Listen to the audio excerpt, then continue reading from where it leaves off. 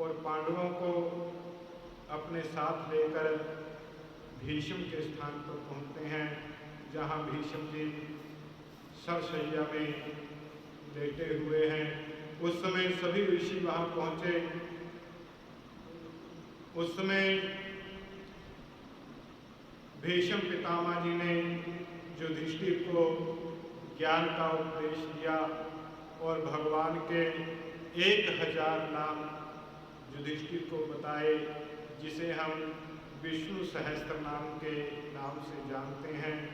युधिष्ठिर को भगवान के नाम का उपदेश दिया और भगवान से प्रार्थना करते हुए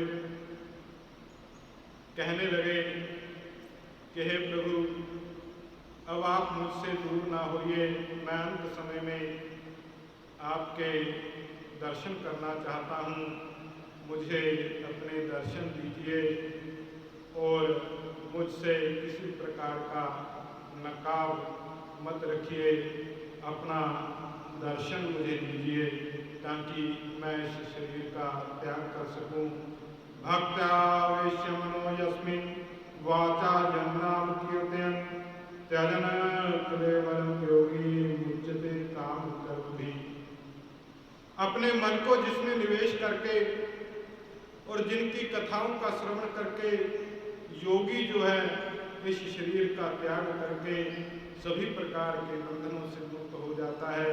हे नारायण, आप मुझे अपना दर्शन दीजिए, मेरे सामने आइए।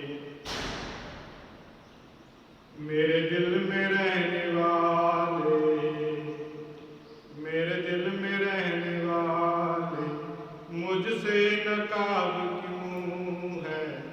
मेरे दिल में रहने वाले, मुझसे नकाब क्यों है?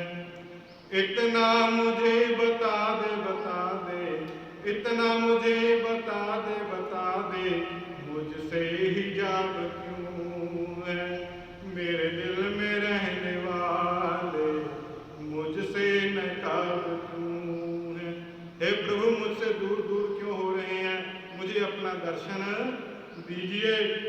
मैंने तो ये सुना है तुम हो दया के सागर, मैंने तो ये सुना है तुम हो दया के सागर।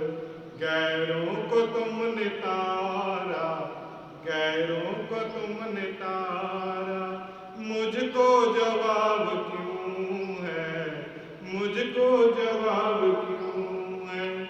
मेरे दिल में रहने वाले, मुझसे नकाब क्यों है? इतना मुझे बता दे, बता दे, इतना मुझे बता दे, बता दे, मुझसे हिजाब क्यों है? तुमने जिसे अपनाया, तूने जिसे अपनाया, उसको गले लगाया। तूने जिसे अपनाया, उसको गले लगाया। उनका नसीब अच्छा, मेरा खराब क्यों है? मेरे दिल में रहने वाले, मुझसे नकाब क्यों है? मेरे गुनाह लाखों होंगे ये मैंने माना, मेरे गुनाह लाखों होंगे ये मैंने माना। औरों से कुछ न पूछा, औरों से कुछ न पूछा, मुझसे हिसाब क्यों है? मेरे दिल में रहने वाले, मुझसे नकाब क्यों है? तो भीष्म पितामह जी भगवान की स्तुति करते हैं कि हे प्रभु, मैं वो दिन नहीं भूल सकता जब मैंने प्रतिज्ञा की थी कि आदि युद्ध में मैं श्री कृष्ण को हथियार उठाने पे मजबूर कर दूंगा। और भगवान कृष्ण, आपने भी प्रतिज्ञा की हुई थी कि मैं इस युद्ध में हथियार नहीं उठाऊंगा, किंतु मेरी प्रतिज्ञा को सच करने के लिए आपने अपनी प्रतिज्ञा को तोड़ दिया। उस समय मुझे मारने के लिए ऐसे दौड़े जैसे कोई शेर हिरणों को मारने के लिए दौड़ता है। इस प्रकार भीष्म पितामह जी ने भगवान की स्तुति की और उन्होंने प्रयाग के लिए उत्तरायण की प्रतीक्षा की। उत्तरायण आने पर उन्होंने भगवान का ध्यान करते हुए अपने प्राणों का त्याग किया और भीष्म पितामह जी से जो थी वो भगवान में समा गए। इसके बाद भगवान आगे के अध्याय में भगवान अपनी द्वारिकापुरी के लिए गमन करते हैं, द्वारिकापुरी के लिए चलते हैं। भगवान रथ पर सवार हुए। उस समय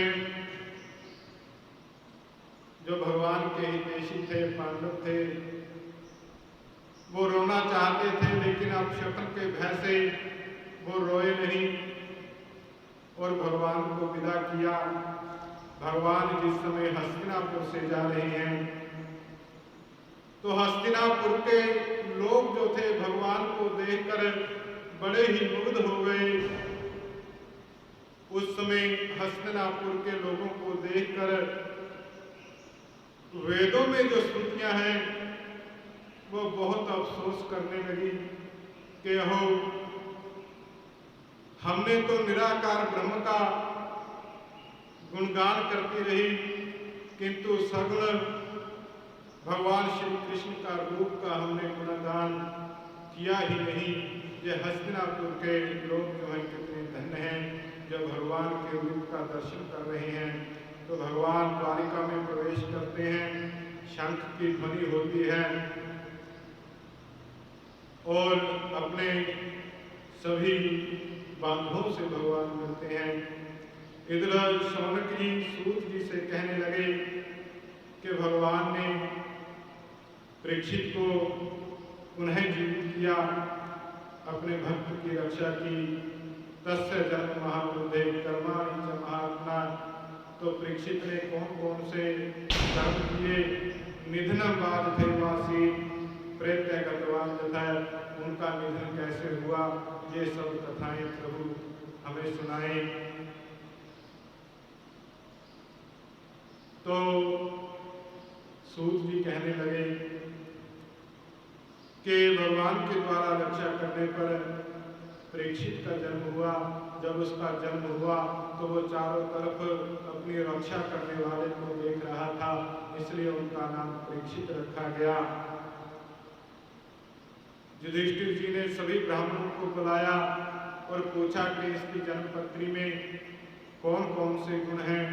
तो ब्राह्मणों ने कहा कि प्रजावता इक्ष्वाकुरिव, इक्ष्वाकु राजा की तरह जब प्रजा का पालन करने वाला होगा, और भगवान राम की तरह जब ब्राह्मणों का सत्कार करने वाला होगा, राजा शिवी की तरह यह दान करने वाला होगा, और दुष्यंत की तरह यह यशस्वी होगा। धन्विनाम अग्रनीरेश तुल्यश्चर्मदेव, दो अर्जुनों के समान यह धनुर्धारी होगा। इस संसार में दो अर्जुन हुए हैं, एक पांडव हुए और एक सहस्त्रबाहु अर्जुन हुए हैं। दोनों ही धनुर्धर थे, दोनों के समान जो है यह धनुर्धर होगा और समुद्र की तरह दुस्तर होगा। और ज्योतिषियों ने युधिष्ठिर जी को यह भी बताया कि इसकी मृत्यु जो है एक ऋषि के शाप से होगी और सर्प के डसने से इसकी मृत्यु होगी। उसके बाद विदुर जी महाराज हस्तिनापुर में आते हैं और धृतराष्ट्र और गांधारी को उपदेश देते हैं, क्यों इस तरह अब तुम पांडवों के टुकड़ों पर पल रहे हो। यह समय तुम्हारा गृहस्थ का नहीं है, यह समय तुम्हारा वनवास का है। तो इस प्रकार धृतराष्ट्र, गांधारी और कुंती जो है वो वन में चले जाते हैं।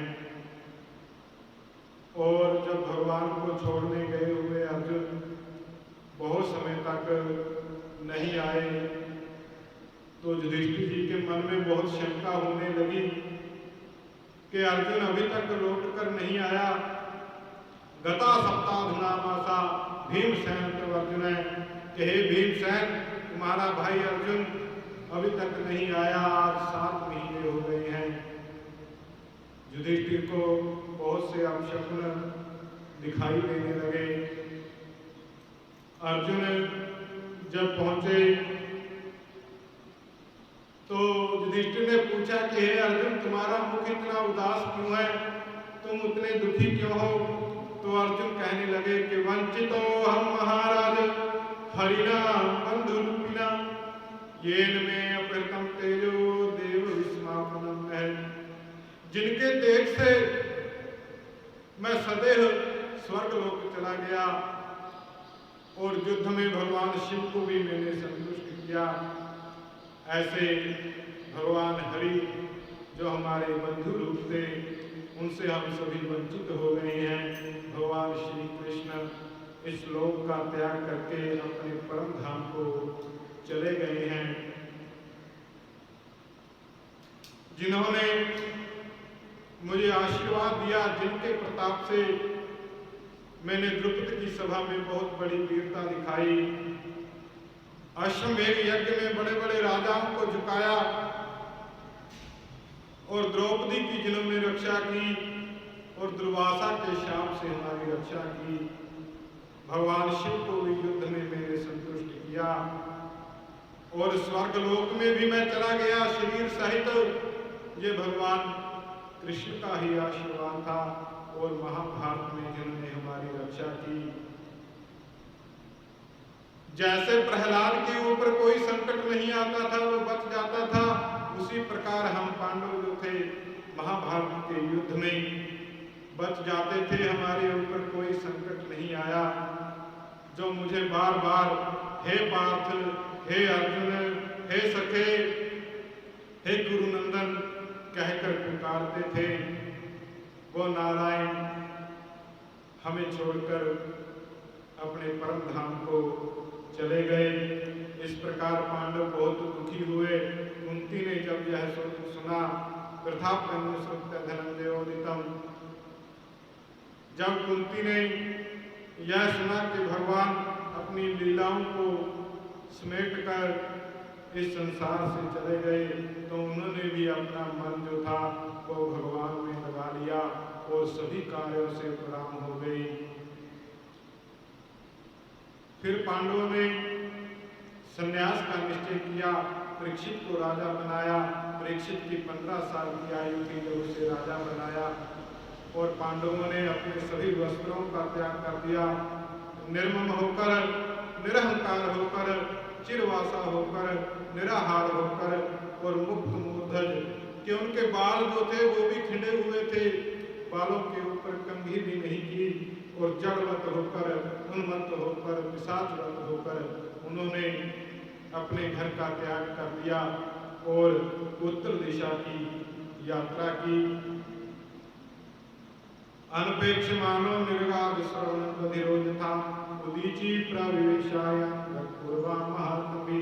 जैसे बहुत से महात्मा पहले उत्तर दिशा में चले गए अपने अंतिम समय में, उसी प्रकार पांडवों ने भी स्वर्गलोक का प्रयाण किया। कहते हैं कि जब पांडव उत्तर दिशा में यात्रा कर रहे थे तो उनके साथ एक कुत्ता भी गया। चारों भाइयों को स्वर्ग की प्राप्ति हुई। जब युधिष्ठिर जी को लेने के लिए इधर आए तो युधिष्ठिर जी ने कहा कि यह कुत्ता जो है यह भी मेरे साथ में जाएगा, क्योंकि युधिष्ठिर जी थे वो धर्म का अवतार थे। तो इंद्र ने कहा कि इसमें इतने पुण्य का फल नहीं है कि यह आपके साथ में जाएगा। तो युधिष्ठिर जी ने अपने आधे पुण्य उसको दिए और युधिष्ठिर जी और वह कुत्ता जो था उस शरीर को त्याग कर सीधे स्वर्गलोक में चले गए। अब परीक्षित थे वो शासन करने लगे। उनका ब्याह उत्तर पुत्री इरावती के साथ हुआ। बहुत से यज्ञ परीक्षित ने किए। एक समय जब दिग्विजय पे परीक्षित जी गए तो उस समय उन्होंने कलयुग को देखा। नृपलिंगधरम शिवरम घनंतम गोमित्रम यथा के कलयुग जो है उसने एक राजा का रूप बना रखा है और गाय और बैल के जोड़े को वो पैर मार रहा है, लात मार रहा है। तो शौनकादि ऋषियों ने सूत जी से पूछा कि परीक्षित ने कलयुग को क्यों छोड़ दिया। सूत जी कहने लगे कि परीक्षित को गुप्त सूचना पहले से मिल गई थी कि कलयुग का आगमन हो गया है। तो ऐसा निश्चय करके यह जानकर परीक्षित जो थे वो दिग्विजय के निकले। बहुत से देशों में गए। एक दिन उन्होंने अद्भुत घटना देखी।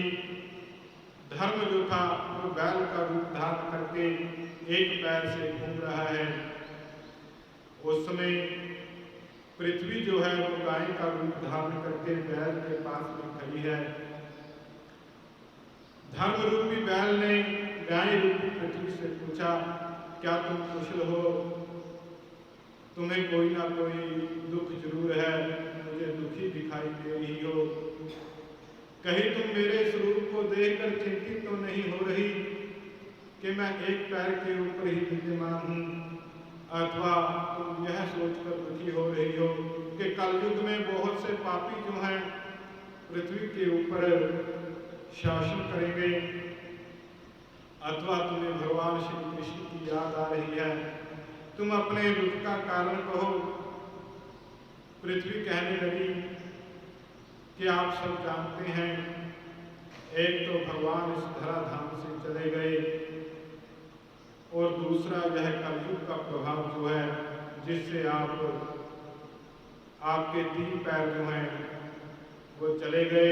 इस कलयुग के कारण मैं सभी जीवों के लिए शोकग्रस्त हूँ, इसलिए मैं दुखी हो रही हूँ कि इस कलयुग में मानव का संसार का क्या होगा। इतना वार्तालाप हो ही रहा था कि उसी समय राजा परीक्षित वहां पहुंचे। उन्होंने कलयुग को देखा। तत्र गोमिथुनम राजा हन्यमानम नाथवत दंडहस्तम च विकलम दंद्रशे नृपलांछनम। तो क्या देखते हैं कि बैल कांप रहा है और गाय जो है वो दीन अवस्था में खड़ी है। ऐसी अवस्था में देखकर परीक्षित जी ने कलयुग को ललकारा कि तू अपराधी है और हमारे रहते हुए तू जीवित नहीं रह सकता, तू मेरे राज्य में नहीं रह सकता। तो उस समय परीक्षित ने धर्म रूप बैल से पूछा कि बताओ तुम्हारे 3 पैर जो हैं वो किसने काट दिए, इस दुख का कारण क्या है? तो धर्म ने कहा कि हे परीक्षित, पांडु वंशज है, शास्त्रों के वाक्य से मैं मोहित हो गया हूं।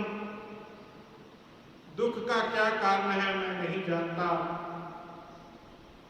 केचिद विकल्प वसना आहुरात्मना। इस संसार में बहुत से लोग दुखों का अलग अलग कारण जो है वो बताते हैं। अद्वैती स्वयं को दुख का कारण बताते हैं और देवज्ञ जो है वो ग्रहों को दुख का कारण बताते हैं। मीमांसक जो है वो कर्म को दुख का कारण बताते हैं और लोकायतिका चारवाक आदि जो हैं वो स्वभाव को दुख का कारण बताते हैं। कुछ ईश्वर को दुख का कारण कहते हैं और कुछ का मानना है कि दुख को न तो तर्क से जाना जा सकता है न वाणी के द्वारा। तो आप स्वयं अपनी बुद्धि से विचार कीजिए कि इनमें से कौन सा ठीक है। विमृश्य सोमनीशया। तो राजा कहने लगे कि हे बैल, मैं जानता हूं कि तुम धर्म हो और धर्म का नियम क्या कहता है कि कभी किसी के पाप का वर्णन नहीं करना चाहिए। अगर कोई पाप करता है तो उसको मुख से यदि आप बोलोगे तो आधा पाप जो है उसका आपको मिल जाएगा। तो परीक्षित कहने लगे, यदा धर्म कृता स्थानम सूचकस्यापि तद्भवेत्। मैं जान गया आप तुम नहीं कह रहे, क्योंकि पाप की सूचना देने वाले को भी आधा पाप जो है वो लग जाता है। और आपके दुख का कारण मैं अवश्य दूर करूंगा। अपना धनुष बाण लेकर परीक्षित ने कलयुग को ललकारा, तो कलयुग जो था भगवान परीक्षित जी के चरणों में पड़ गया और उनसे क्षमा प्रार्थना करने लगा। परीक्षित ने उसे छोड़ दिया, तो कलयुग ने कहा कि मेरा आना निश्चित है, आगे मेरा समय है। तो जब परीक्षित ने कहा कि तुम यहाँ नहीं रह सकते, तो कलयुग ने कहा कि मेरा आना निश्चित है। तो द्रवित होकर परीक्षित जी ने उसको कुछ स्थान दिए कि आप इन स्थानों में रह सकते हो। द्योतम पानम श्रियासुन्नम यत्रा धर्म चतुर्विधम पुनश्च जातमानाय जात रूपम ददात प्रभु। कि यहाँ पर जुआ खेली जाती हो, हे कलयुग तुम्हारा वास होगा। जहाँ पर मदिरा पान किया जाता हो, हे कलयुग तुम्हारा वास होगा। और यहाँ पर हिंसा की जाती हो, वहाँ पर तुम्हारा वास होगा। इस प्रकार कलयुग ने कहा कि प्रभु, ये कोई अच्छे स्थान नहीं है जो मुझे आपने दिए हैं, कोई एक आध अच्छा स्थान भी दे दीजिए। पुनश्च जातमानाय जात रूपम ददात प्रभु। जब फिर से याचना की कलयुग ने, तो परीक्षित जी ने उसको कहा कि तुम्हारा वास जो है वो सोने में भी होगा। आज से तुम स्वर्ण में भी, सोने में भी रह सकते हो। तो उस समय से जुआ, शराब, परस्त्री, हिंसा और स्वर्ण में परीक्षित के कहने के अनुसार कलयुग का वास हो गया। तो यह स्वर्ण जो है यह भी दुखों का कारण है, यह भी धन जो है यह भी बहुत दुखों का कारण होता है। एक बार दो व्यापारी घोड़े पर कहीं जा रहे थे, तो आगे से एक व्यक्ति दौड़ा आ रहा था और कह रहा था कि आगे भूतनी है, आगे भूतनी है, मत जाओ। और दोनों व्यापारियों ने उसकी बात नहीं मानी और आगे चले गए। वो व्यक्ति जो था वो धन को ही कह रहा था। आगे दोनों व्यापारी गए, उन्होंने बहुत बड़ा धन का खजाना देखा, उनके मन में लोभ आ गया और दोनों ने सोचा कि अगर मैं अकेला इसका मालिक बन जाऊं तो कितना अच्छा हो। दोनों के मन में यही विचार आया और दोनों व्यापारियों ने एक दूसरे को जहर दे दिया और दोनों मर गए और वह धन जो है वहीं पड़ा रह गया। तो यह स्वर्ण जो है यह भी बहुत से दुखों का कारण है। इन स्थानों पर कलयुग का निवास हुआ। तो एक समय परीक्षित जी महाराज के मन में शिकार खेलने की इच्छा हुई। वो शिकार खेलने के लिए जंगल में गए, बहुत घूमे, उनको बहुत प्यास लगी और प्यास के कारण व्याकुल होकर वह एक ऋषि के आश्रम में पहुँचे। वहाँ शमीक नाम के ऋषि जो थे वो ध्यान लगाकर बैठे थे। शमीक ऋषि से जल की कामना की, लेकिन शमीक ऋषि जी ने सुना नहीं। इससे क्रोधित होकर परीक्षित ने उनके गले में एक मरा हुआ सांप डाल दिया और स्वयं उस स्थान से चला गया।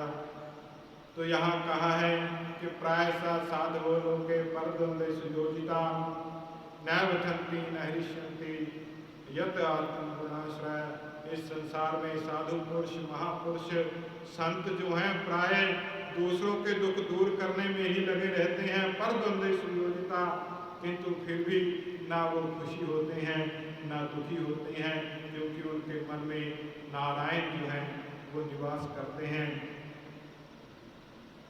तो इस प्रकार जब घर आए परीक्षित जी अपने सिर से मुकुट उतारा, तो उस समय उनको बहुत पश्चाताप हुआ कि अहो आज तुमने बहुत बुरा कर्म कर दिया। अहो मेया नीच मनार्यवत कृतं विरागसी ब्रह्मणी गूढ़ तेजसी। आज मैंने एक ब्राह्मण का अपमान कर दिया, गले में सर्प डाल दिया। ध्रुवम ततो में कृतदेव हेलनाथ दुरत्य अवनाति दीर्घात। इसका दंड तो है, मुझे अभी मिल जाना चाहिए, आज तो मैंने बहुत बड़ा पाप कर दिया। इस प्रकार ऋषि ने अपना एक दूत भेजा और जब ऋषि के पुत्र ने यह बात सुनी कि मेरे पिता के गले में कोई मरा हुआ सर्प डाल गया है, तो उन्होंने हाथ में कौशिकी नदी का जल लिया और परीक्षित को शाप दिया। केति लंघित मर्यादम तक्षका सप्तमेहिनी दंक्षते स्म कुलांगारम प्रेरितो मेतव्यहम। कि उसके पाप ने मुझे प्रेरित किया है, शाप देने के लिए मजबूर किया है। आज मैं उसे शाप दे रहा हूँ कि आज से 7वें दिन उस राजा की मृत्यु हो जाएगी, उसे तक्षक नाग जो है वो डस लेगा। यह सूचना जो है परीक्षित जी को जब प्राप्त हुई तो उन्होंने कहा कि इस अपराध की सजा तो मुझे बहुत पहले मिल जानी चाहिए थी। ऋषि बड़े दयालु हैं जिन्होंने मुझे 7 दिन दे दिए, मुझे तो एक क्षण भी नहीं मिलना चाहिए था। इतना घोर पाप जो है मैंने कर दिया। तो इसके पश्चात परीक्षित जी ने अपने उद्धार के लिए प्रयास किया और मृत्यु को संवारने का प्रयास किया। और प्रत्येक मनुष्य को चाहिए कि वो अपनी मृत्यु को संवारे और अपने मरण को ठीक करे, भगवान का स्मरण करे। बुल्ले शाह जी ने बहुत सुंदर लिखा है कि जेड़े सन देशां दे राजे नाल जिन्हां दे वजदे वाजे गए होके वे तख्ते ताजे कोई दुनिया का इतवार नहीं उठ जाग कराड़े मार नहीं उठ जाग कराड़े मार नहीं। किथे है सुल्तान सिकंदर मौत न छड़े पीर पैगंबर सब छड़ गए अडंबर कोई इत्थे पाएदार नहीं उठ जाग कराड़े मार नहीं। तो अब परीक्षित ने सब कुछ त्याग दिया और गंगा जी के किनारे अनशन का व्रत लेकर बैठ गए। उस समय वहाँ पर उनको सुखदेव जी के दर्शन हुए और उन्होंने सुखदेव जी से बहुत से प्रश्न किए जो हम कल के समय में सुनेंगे। कल की कथा में इन प्रश्नों को बताएंगे कौन कौन से प्रश्न जो हैं परीक्षित ने किए, उनके कौन कौन से उत्तर सुखदेव जी ने दिए। बोले श्रीमद् भागवत महापुराण।